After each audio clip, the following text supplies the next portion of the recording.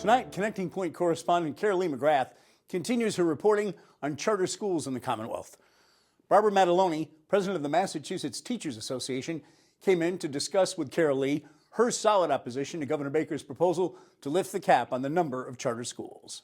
Well, the Massachusetts Teachers Association, along with a broad-ranging coalition called the Massachusetts Education Justice Alliance, is opposed to lifting the cap on charter schools. And that's because we believe in public education. We believe in public funds for public schools. Public schools are foundational to our democracy.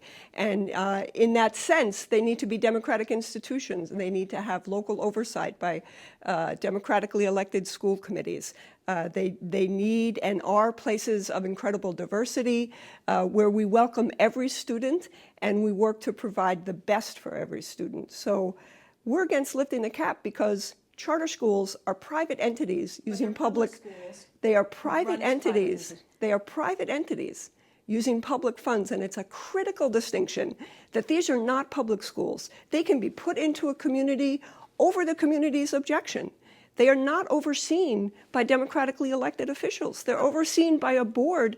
If you ask a charter parent whose child has been pushed out of a charter school where they went to for support, there's nowhere to go because there's no public accountability, because it's not a democratic institution.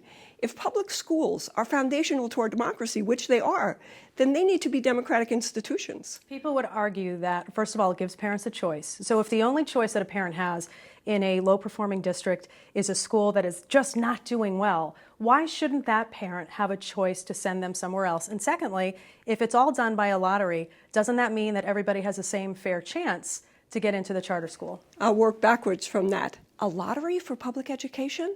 The idea that was in our Constitution, our state Constitution, and that Horace Mann continued, is that we need universal public education for every child. I know that many people who are opposed to charter schools, like yourself, would say, look, it's draining money from the school system. However, on the other side, those who are in favor of charter schools say, wait a second, the state reimburses the sending district. The state does not adequately reimburse the sending district. The first year? They are not adequately funding. We're going to lose in Massachusetts $419 million. Public schools are going to lose to charter schools. Charter schools that are then funded by hedge fund managers who bring in foundation money.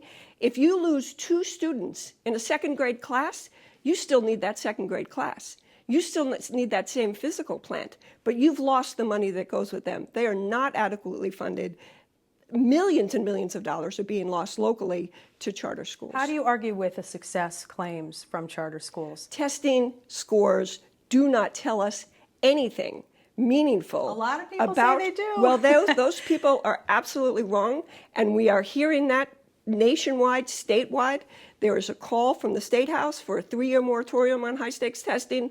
What testing teaches us, and I think charter schools are a perfect example of this, is that if you siphon off children who have behavioral problems or learning issues, if you siphon off children who are English language learners, and then if you spend most of your day preparing children to learn how to take tests, you might get better test scores. You might.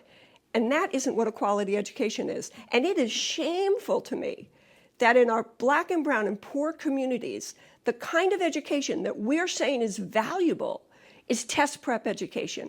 We don't want test prep in Newton. We don't want test prep in East Longmeadow.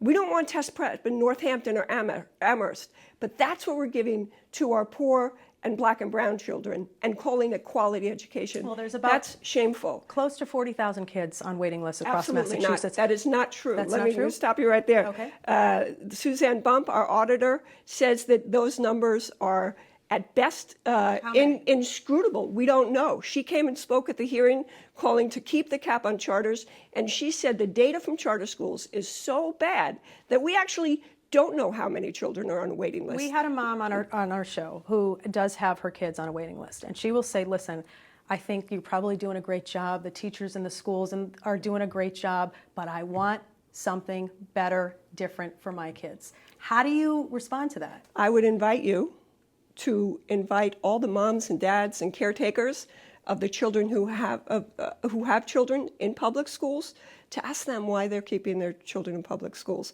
The thing about public schools is on the whole, parents and communities really like their public schools. There are issues about institutional racism that's a part of our country. It's not just in our schools, it's in our communities. Where there are issues of poverty, there are issues of lack of resources. Doesn't it give kids a choice to have a better shot? I mean, in a community. One child? Why one child? We, as a community, have a responsibility to make a space for every child, not to make a space for one child, two child, just a few. I would argue that many parents would say, wait a second, I'm all for, let's all be in this together, but I want my child to succeed. But let me ask about the unions. People on the other side would say, listen, of course you're against charter schools. This is going to take away union jobs. Can you respond to that? I find it sort of astonishing and offensive. Teachers' unions are teachers. They're educators. They're people who go in every day to do the best for our students, and in doing the best for our students, do the best for our community. That's who we are. That's what we're fighting for. And I would note that the states that do best and the countries that do best in international testing, like Finland, like Massachusetts, are unionized states. Teachers' unions make schools better because our students' learning conditions are our working conditions. So when we're fighting for good working conditions, we're fighting for our students and for the best that they can be. Okay, this is a very interesting topic, one that a lot of people are just not going to find common ground on, but I'm sure the discussion is going to continue as well. Thank you so much for joining us, Barbara. Thank you. Glad to be here.